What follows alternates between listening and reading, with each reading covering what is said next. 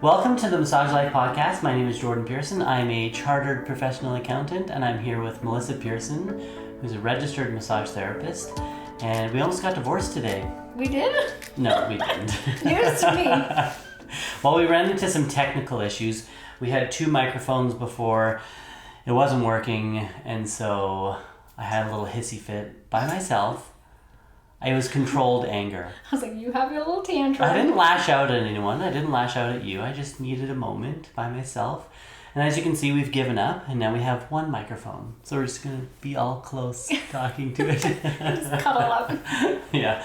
Today we're talking about yoga and massage. Is that the plan? That's the plan. Okay, so you're going to talk, and I'm going to sit here and have a little nap. Okay, have a nice nap. You may proceed. All right, so today's episode we're going to be chatting about yoga and massage, and I think I already said that. well, my sentence was not finished. Sorry, continue. And I don't mean yoga separate from massage. I mean yoga and massage together. Okay. So, what? Nothing. All right, Playing so footsies. trying to make up. All right, so I don't know if this is a common practice where you live, but living in Calgary, some people were doing something they were calling it yin and tonic, and it was a yin yoga class, and they would have massage therapists come and give massage during the yoga class. So they happen simultaneously. I should not have tried to say that word. Simultaneously? Ooh, thank you. And it's a great blend of both yoga and massage. I'm trying to understand the name yin and tonic. Like, I understand the play on words with gin and tonic. Yeah. So yin is a style of yoga that's you hold the positions for like 3 to 5 minutes. Okay. And it's very relaxing. The poses are often on the floor. Very different than a more dynamic class. So Right. I'm not a yoga instructor by any means. I don't even frequently do yoga. It's not my jam. So I apologize in advance for any things that I say wrong about yoga. You're already being judged. I'm the massage expert, not the yoga expert. So Right. today I'm going to be chatting about the massage side of it. But the tonic word of it, I think, is like working in reference to the tone of the muscles. Oh, okay. That makes sense. Yeah. Interesting. So I don't know if that name, yin and tonic, if it's trademarked. I tried to research it, but I couldn't figure it out. It seems like it's mostly used by this one place in Calgary. Right. And so when my friend and I decided to run these classes, we decided to not use that name because we didn't want to. I like calling it yoga and massage because that's just what it is. Right. I was like, people might be Right. confused by that. So we just called it yoga and massage, and we also called it release and restore. Like when you would go onto her booking site to book it, it was called release and restore. But we Right. used yoga and massage very frequently. I hate when companies use different weird names for different things, and it's like, let's just call it what it is. Yeah. You know what I mean? It's like, let's keep our marketing very clear. Very simple. Yeah. So that's the gist of what it is. But today I wanted to chat about more specifics about how people can actually implement it, why they might want to implement it, Yeah. and just some ideas. So when we ran it, it wasn't an ongoing class. So often people with yoga, they'll sign up for an 8-week program or something, and it's like on a recurring basis. This was just what we would call a workshop. So it was just a one-time event. We would try to run them quarterly, but of course you could run them however often you want to. And the class would usually be about 1.5 hours to an hour and 45 minutes. I've seen some people advertise they do theirs for 2 hours. I think to me that's kind of overkill, but it's kind of what works for you and the yoga instructor. How long were yours? Sorry? An hour and a half? An hour and 45 minutes. Okay. But that would give a few minutes at the beginning for Brianna was the girl I ran them with, for Brianna to explain what we're doing, and then a little bit wrap up at the end. So it was more Right. an hour and a half of active practice. Okay. But yeah, that was a good amount of time. And then we would instruct people to bring blankets, bring their yoga mat, and really comfortable clothes. So because you're not moving around, you get quite cold because you're just laying there. And so we'd always make sure people were really comfortable. And it's definitely a very relaxing, calm style of yoga. And so they can wear lots of layers. That's fine. Yeah. And then how we would usually run it is that we would have around 9 clients per massage therapist. So we would put out the registration, and if we had a lot of people signing up, then we would have more another RMT join us, because the more people you have, obviously the less time you have with each person, and it feels like kind of a rip off if you're getting only 10 seconds of a massage. Yeah.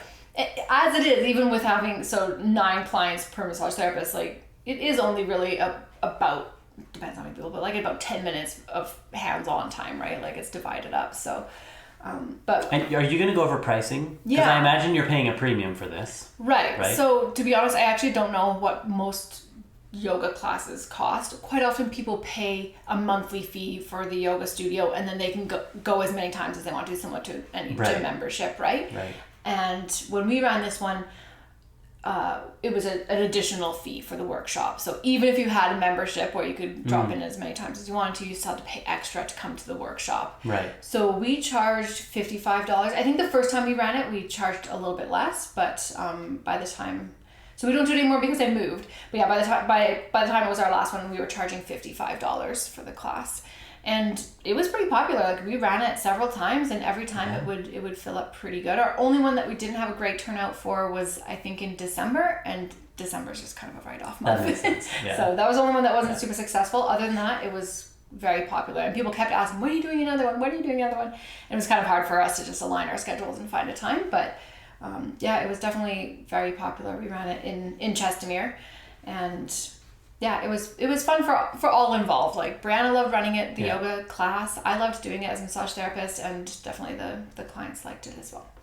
Now, did you have a 50-50 split with Brianna, or is that something you want to talk about? Sure, yeah, we can chat about that. So yeah, we decided to do a 50-50 split. It was mostly, actually, I was gonna say it was mostly her students that were signing up, but that's not true. Some of mine, I would say it was almost 50-50 as far as how, like, who brought in the people, because we would both advertise.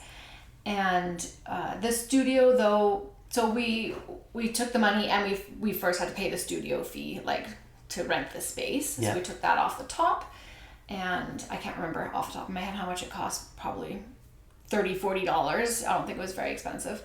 And then we split the amount 50-50, but of course you could make other arrangements with your yoga instructor. I mean, 50-50 makes sense. Yeah. Right? We're both working that exact same amount of time. Mind you, my work's a little bit more active. She was just sitting at the front, but she had to talk, and that can be really overwhelming. That can be stressful. Right. Whereas I just get to kind of be quiet and do my thing. And all things considered, you look at how much money you're going to be making. Let's say you have 10 students that sign up, and they're all paying $55, and then you split that 50-50. The amount of money you're making during that 1 hour and 45 minutes is more than you would be making if you had done massages during that same time. Right? Even after the 50-50 split. So I think it's fair. Right? Yeah, it can be pretty profitable. Like, not that we're doing it just for money, but you definitely want to make sure it's worth your time. So right. I'm just thinking it'd be hard to justify a higher split. Right? You know, for the massage therapist. Yeah, if I was talking to the yoga instructor and I said, okay, I wanted 60%, 60-40, well, what's the justification for that? I just want more, right? Like I can't think of, yes, you're talking about your role as the RMT is more active, right? But, you know, it's mentally strenuous for the person that's leading the class. I don't know, you both bring different skill sets to the table. I think 50-50 makes the most sense. Right. The only thing that I did charge differently for was when I brought on another therapist. Right. So then it becomes kind of, you're splitting the pie a little bit more. So often I would have to bring another massage therapist because they were so popular. Yeah. And I didn't want to divide the time up too much. So I would bring another person. And then because that person was coming and just doing the work and leaving, then I didn't include her. It wasn't an equal 3-way split. Right. I paid her less because she didn't have to do any of the, you know, emailing. Like I had to email out the intake forms, things like that. She didn't have to do any of the marketing. Yeah. And so I paid her what she would normally earn for a 1 hour massage, right? Still paid her worth her time. Right. But the split was different. Right. Yeah, it was just a fixed fee. Fixed fee. Yeah, you said to her, I will pay you X amount of money to help me for this amount of time. Yeah. Would you like to do this or not? Yes or no? Yeah, right? And then they know ahead of time. She's not going to know what the total revenue is for this project, if you want to call it that. Right. Yeah. Yeah, so it worked out pretty good. The other thing that we can chat about for money is, so the first time we ran it, I didn't even think that I could give people an RMT receipt for the massage. They just paid the $55. They still got a receipt for, like a payment receipt for, Right. but they didn't get a receipt that included my credentials so they could submit it for insurance. And after that first time, I think probably someone requested one. They're like, oh, can I get an RMT receipt? Like, I want to submit it to my Blue Cross or whatever. Right. And I thought, well, no, I can't do that. And then I sat back and I thought, actually, I think I could. Why not? It's still a massage. Yes, it's a totally different format than in a clinical space, but I'm still giving them a treatment. And so I thought, okay, how can I make it legit? Because I don't want to get in trouble by an insurance company or a massage association, right? And so I thought, okay, what are all the elements of a massage treatment that make it a massage treatment, right? So an important one is the intake form. And so I made sure to send all of the people who signed up an intake form that included their health history, all the relevant information, so I know, if they don't have any medications or any contraindications, right? Yeah. You should be doing that anyways, right? If you're going to be giving a hands-on treatment to someone, you need to know their health history. Yeah. So I sent out that, and then another important part too is once they come in, these people maybe I've never met before. I need to know who's who so that I can properly chart, and so I remember who has the contraindications. Like, okay, this person has high blood pressure, whatever. And so I had everyone write their name on a sticker and put it on their mat, so that as I'm coming around, I know who's who, because I'm working on like 10 different people. I need to make sure that I'm remembering everything. So I did that, and then the other part is charting. So I charted each treatment. Of course, it's pretty general. We're not doing like very in-depth massage, but I charted, what I did and the results after the treatment, and just treated it like any other massage. And so I had this debate, and I still kind of do in my mind, of how much should the receipt be for. So they paid $55 to come to the workshop. Should the RMT receipt be for $55? And on the receipt, I just put 15-minute massage. It's not, we talked about the class being over an hour and a half, but there wasn't an hour and a half massage. So I didn't think it was very correct for me to write a receipt for $55. Someone else can have a different opinion, but I put the receipt as only $40 and that it was for 15 minutes. And that's just how I felt comfortable doing it. You look like you're thinking. Did you consult any of the associations? I did not. Definitely something that someone could do. I didn't feel like I needed to. I gave someone a massage. Right. Why can't you think? You don't think that's good? No. I'm just curious. I'm just curious to know. So in the accounting world, we have a term called bifurcation. Oh, geez. So it usually this is where everyone's turning off the podcast. It usually has to do. So bifurcation comes up when you. It's been a long time since I've had to do this, but when you have financial instruments that have an equity and a debt component, you have to bifurcate. You have to figure out what portion is equity and what portion is debt. Now, we don't need to go down that road. Nobody wants to hear about the bifurcation of financial instruments. But if I were going to look at this example, here you have you and Brianna are splitting the revenue or the gross profit, essentially, because you pay the rent first. You're splitting the gross profit 50-50. And so I would argue that the receipt should be 50%. Interesting. Right? Because you're saying 50%, effectively what you're saying is that 50% of this thing, this yoga and massage class that you're coming to, 50% is yoga and 50% is massage. Now that may not be exactly accurate in terms of the time spent, right? There's lots of different ways that you can split this up, right? So if we're going to do it purely based on how you have split the revenue with the yoga instructor, then one argument is splitting it 50-50, right? So you get a receipt for $27.50, right? So, but then to your point, 15 minutes of hands-on time. Well, so if we're going to split it based on time, 15 minutes. Yeah, well, over your usual, in my mind, your usual rate for a 15-minute massage. Right, so you could do it that way. So what my usual rate for a 15-minute massage would be $40. So that's one way that you could split it. But you could also split it based on time, right? Oh, I see. The individual has paid $55 for a class that is 1 hour and 45 minutes, and 15 minutes of that 1 hour and 45 minutes is massage. So then you would prorate it based on whatever that ends up being. So it'd be much less, right? It'd be like $10 at that point. Which I don't think is a good way to do it. So again, I'm not saying that one way is right and another way is wrong. There are different ways that you can split it. And I think at the end of the day, as long as you come up with a way that's reasonable and fair, then I think that that's okay. Yeah. And I think to just have a justification in case, an insurance company or someone did come to you and is like, explain this, you have a reasonable explanation, right? And how I decided on the $40 was, as a mobile massage therapist, I don't normally do 15-minute mobile massage, but I took, my usual 30-minute rate and split it in half. And that was my rate. I just had to pick a rate, right? Yeah. So I think that's I think that is reasonable. If I was an insurance adjuster and I was questioning you, help me understand the justification here. I would say, yes, it's a 1 hour and 45 minute class. There's 15 minutes of hands-on time for each person. My rate for a 15-minute massage is $40. Yeah. Perfect. Right. And also, speaking of 15 minutes, so I often wouldn't have 15 minutes. The actual technical, hands-on time would often be 9 to 10 minutes, depending. It always depends how many people show up.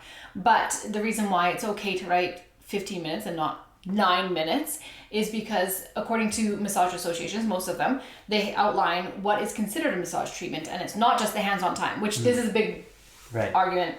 Hot topic in the massage world is how much of the massage should be hands-on time, but you're allowed to put your services include more than just the hands-on time, and it actually lists, this is from RMTAO in Ontario, and they said parts of the treatment include the intake and interview, the initial assessment or reassessment, the treatment itself, any self-care recommendations, and even the charting and the administration work.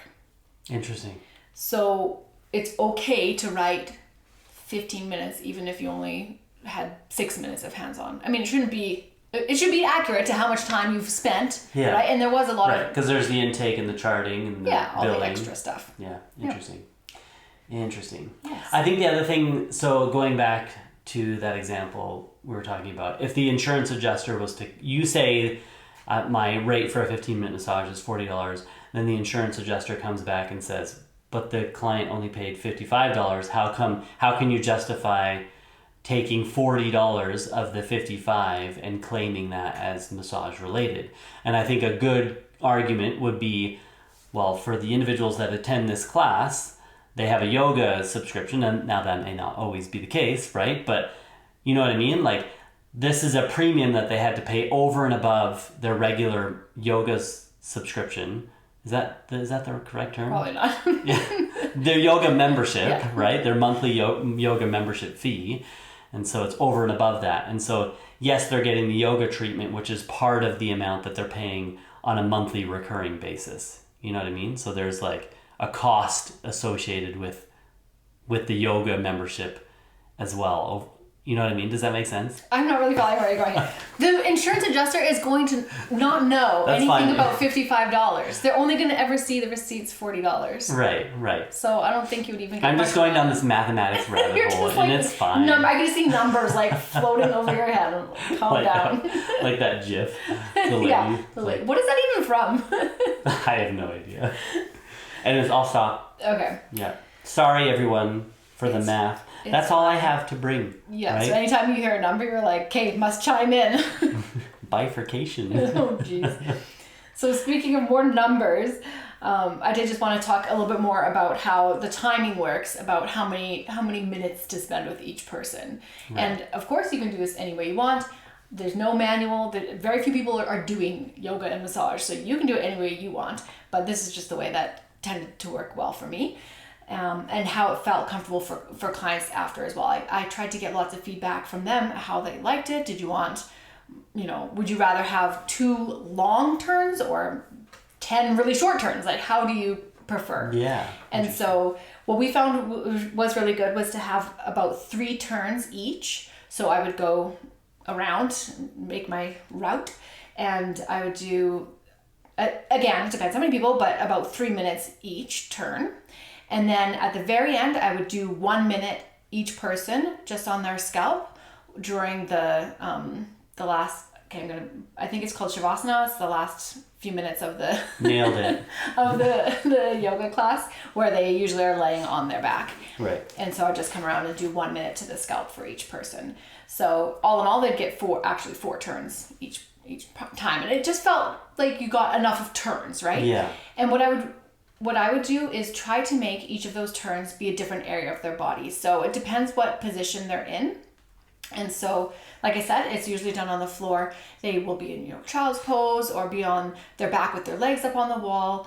And that kind of limits me sometimes as to what area of the body I can work. But I would try each round to kind of work a different area. It's like, okay, this round I'm going to work the back. But then, of course, if they're laying on their back, you can't. But you try to do what you can so that you're not coming around and it's like, oh, I'm getting my hands worked on again. Like, you should give them a variety of different areas of their body. And this is done over the clothes. So we're doing a lot of like kneading, compressions. I would bring my lotion with me. I often wouldn't use it. Once in a while, I would use it on the feet or on the hands. But I tried not to, because some of the positions that they're in, they need their hands or their feet for gripping. Usually they're just laying on their side or something, so they don't usually need that, but I didn't want to make them too slippery or anything. So I did bring it with me, but wasn't often used. And another thing that you have to be careful about is, as a practitioner, you have to be careful with your body position. So it can be really hard on your body because you're down on the floor. So wear either really comfortable shoes. Usually I think I would just be in my socks. I would not recommend being in bare feet. Your feet are often like really close to the client's head. You don't want to have your like gross feet. But I don't think I wore shoes usually. And yeah, you're usually in like a crouched position or sitting on the floor. A deep squat works really well. Just make sure that you're in a position that's going to be comfortable for you, because you don't want to be like hunched over the client. Your back will really, really hurt. Okay. It's actually kind of relaxing, kind of fun. It's to like be in a different position. Yeah, it's very different. And I'll be honest with you, I don't normally enjoy yoga classes. I get too impatient with them. I like to be moving. Like if I'm going to go to the gym or something, I'd rather be, walking, or I don't know, just being still. It's hard for me. So probably a reason why I probably should do yoga then. It's probably be really good for me.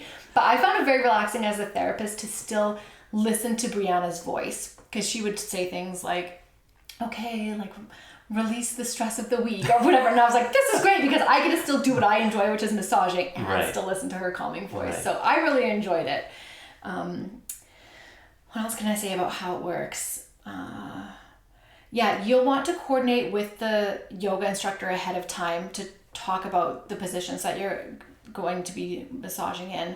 And often Brianna would send me ahead of time, like, what she was going to do. She did these awesome little drawings actually for me. So she would do like little stick figure drawings of what her class is going to look like. And then that way I could mentally prepare, okay, what would be a good massage technique I could use to go with that area pose. of the body to work on. Yeah. And then another important thing is to clean your hands in between. So I was just going to ask this. So when Brianna and I first went to that yin and tonic class, I loved it. But one thing that I was really conscious of, and actually was right before COVID lockdown, so COVID was still sort of a thing, nothing was shut down yet, but I remember we were all kind of hyper aware about cleanliness, and my eyes were closed most of the time, so I wasn't fully sure what they were doing, but I don't think they were cleaning their hands at all in between people. Interesting. And it really irritated me, and especially if it's just on your shirt or something, that's fine, right? If it's just, they're just touching your clothes. Over the clothes, But there were times when they're touching my arms, my hands, my scalp. Really? I think even someone was doing like little circles on my temples. I'm like, you're touching my face, and you could have just been touching that person's feet. Yeah, maybe that person has like foot fungus. Yeah, it's so gross. So I actually switched out my lotion in my holster to hand sanitizer. I had hand sanitizer with me, and I would use it in between each person.